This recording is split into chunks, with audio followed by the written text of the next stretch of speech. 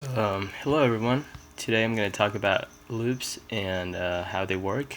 I'm going to go ahead and create a picture method that will utilize a for loop to edit the pixels of a picture object. And okay, I'm going to go ahead and start with a for loop. I'm going to go ahead and create a pixel, a pixel array, and this is our picture. And I'm going to go ahead and create a pixel array, and that will look like this, a one-dimensional array. And I'm just going to breeze through this quickly because this is going to be a long topic. And I'm going to declare an array length, the integer type, and it will be 9 in this case. And I'm going to have a pixel array that will this is called pixel. This will be used to refer to an element of the pixel array later. Let's just go ahead and dive into the loop. So this is the for loop.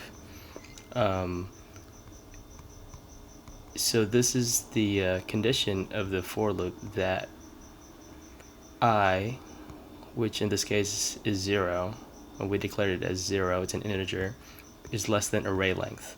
And our array length is 9 in this case. And that means that the loop body will execute as long as this condition is satisfied. But after this loop body executes, we have a counter right here. It will iterate I by 2. This is very essential because if you don't have a counter or something that will iterate I, your loop is just going to be an infinite loop. Basically, this condition will be always true and your loop will just iterate forever. This is our loop counter. I starts at 0, and we have a loop condition.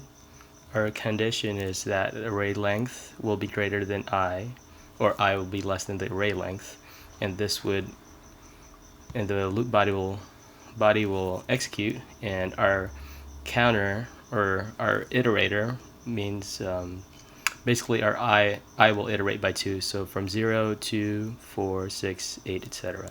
So let's look at our loop body. Our loop body says that pixel will equal to pixel array I, which in this case is 0, the first iteration, or before the first iteration.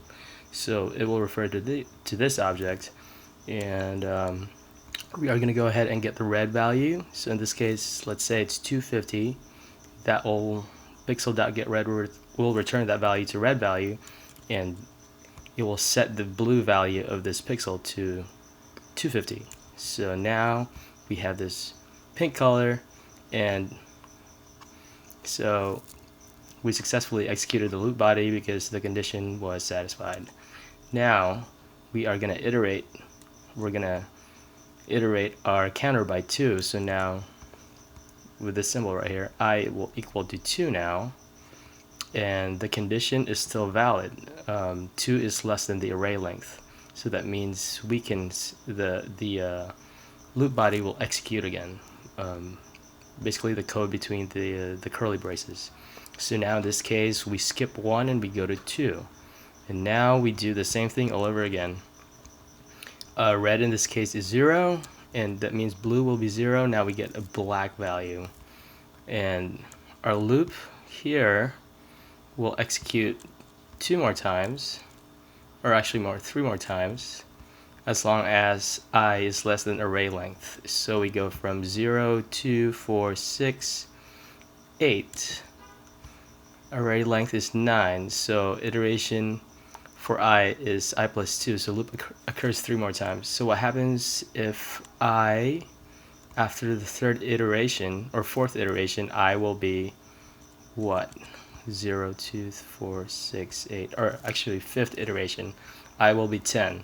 If I is 10 at that point, the array length, that will be greater than the array length. That means this whole code right here, it won't execute, and the loop will exit. So getting to that point, after 8 I will equal 10, 10 is less than the array length, so the condition is not valid. The loop stops, body will not execute, so we stop right there. So now I have another while loop right here just to see the difference. Basically the while loops are the same. It's just a matter of syntax, but there's also a do while loop that's very different than for loop. Basically, I didn't think we covered that in this section, but do while loops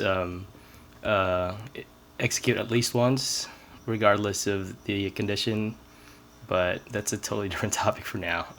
So while loop syntax, we have our counter right here, index equals 1, and our loop counter starts at 1 in this case because I want to edit the odd pixels, so to speak.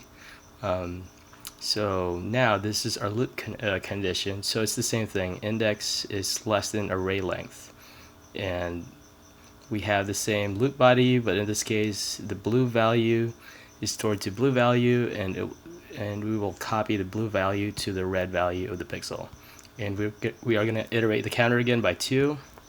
So index equals 1, that's a valid statement right here. I is less than 9, or 1 is less than 9. So now pixel array will be pointing to pixel array 1, which is in this case is this green box right here. Now we take blue value, which is 80, and then we set red right here to the blue value, which is 80, so we get that green color. Now we iterate our counter by 2, so now we have 3. Notice that our counter right here is declared outside of our for loop.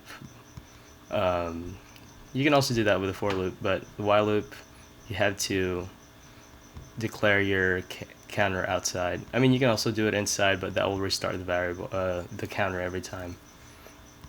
Anyways, so now the loop body executes. We go to same thing all over again. Set blue value to the red value. So now equals 2, and then now we go to 7. After we iterate through 7, it will be 9. So condition 9 is less than array length is false. Array length is 9. So the body does not execute, it stops. So now our picture will look like that. And in this case, we are going to go ahead and run this.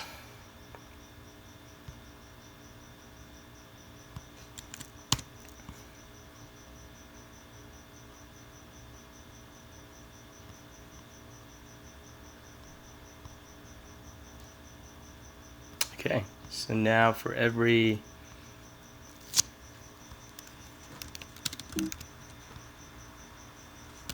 all right.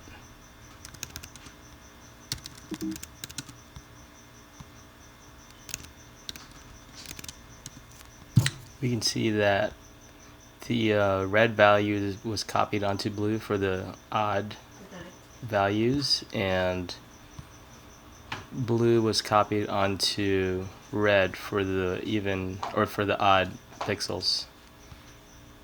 Okay, so up next, we actually, your condition can be other things. So I made another filter right here, and it's called the red streak. I'm just gonna go through this quickly.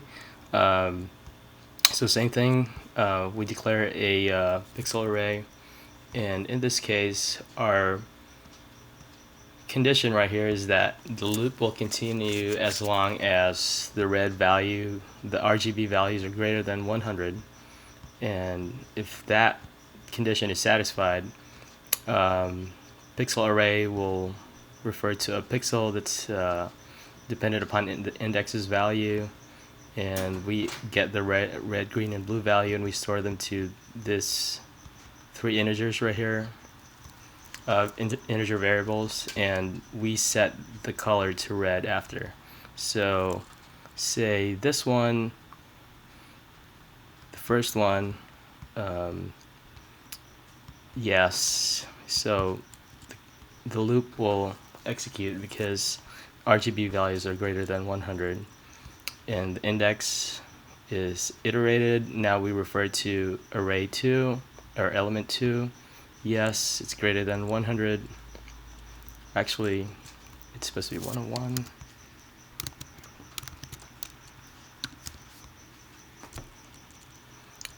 Two, three. This loop body will just execute as long as the conditions are satisfied. But say element 3, we have 0 on blue. Therefore, the body won't execute. The loop body won't execute, so the loop stops at this point. So say I'm going to go ahead and use this filter.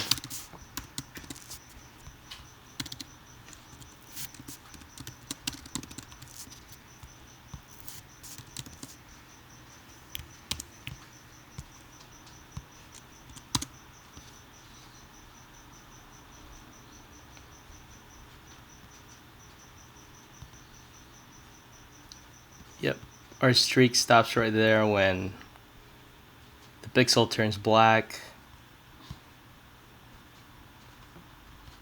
because the RGB values are less than 100. So yeah, so our loop stops right there. So that's where the conversion to red stops. Finally, we have our last loop.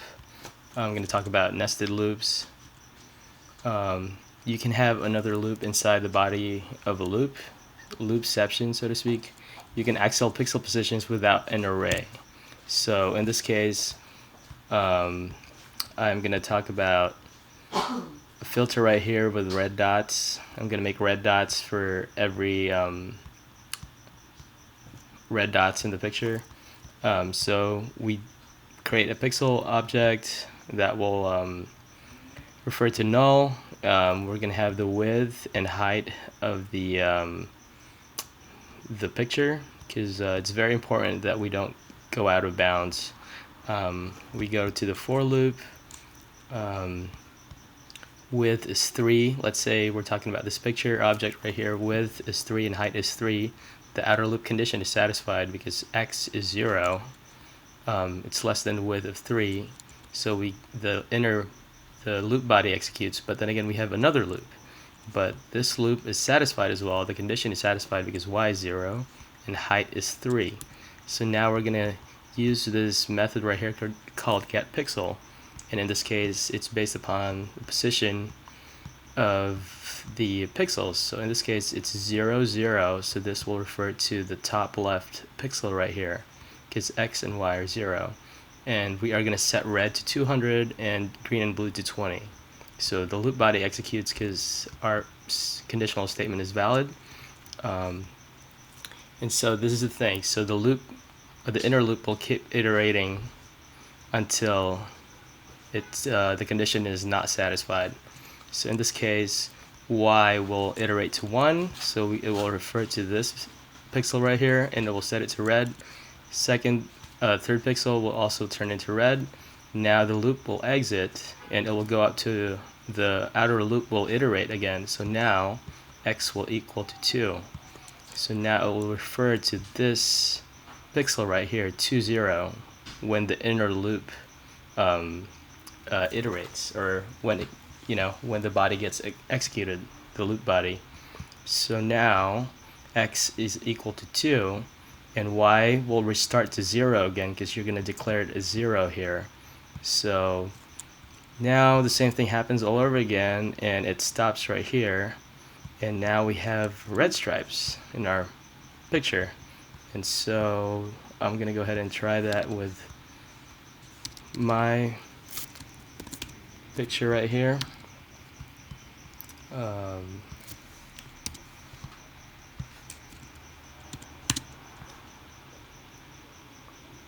Actually, it's not red dots, it's red, not red stripes, but red dots. Here you go.